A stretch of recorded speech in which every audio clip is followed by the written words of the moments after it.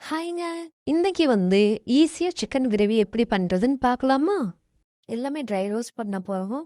அது என்னென்னன்னு பார்த்தீங்கன்னா, மல்லி, சோம்பு, சீரகம், மிளகு, முந்திரி, கருவேப்பிலை, ஒரே ஒரு வரமிளகா, பட்டை, கிராம்பு.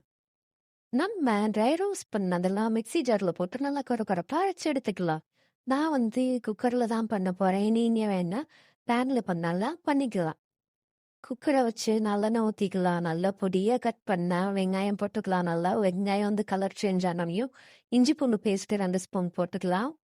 வெங்காயம் இஞ்சி பூண்டு பேஸ்ட்டுலாம் நல்லா பச்சை வாசம் போகையும் அதில் கொஞ்சம் மிளகாத்தூள் சால்ட் எல்லாம் போட்டு நல்லா வதக்கிக்கலாம். நான் தயிர் தான் சேர்க்க போறேன். 1 கப் தயிர் சேர்த்து நல்லா வதக்கிக்கலாம்.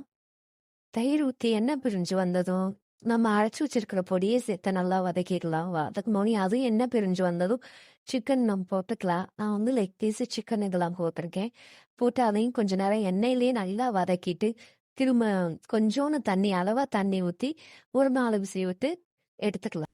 குக்கரை ஓப்பன் பண்ணதுமே நல்ல வாசமாக நல்ல கலர்ஃபுல்லாக நல்லா இருந்துச்சுங்க. சரி நானே என்னோட ஹஸ்பண்ட் மதியம் சாப்பாடு கொண்டு வர சொன்னாங்க. அவங்களுக்கு எடுத்துகிட்டு போய் கொடுத்தாச்சுங்க. ஓகே, பாய்.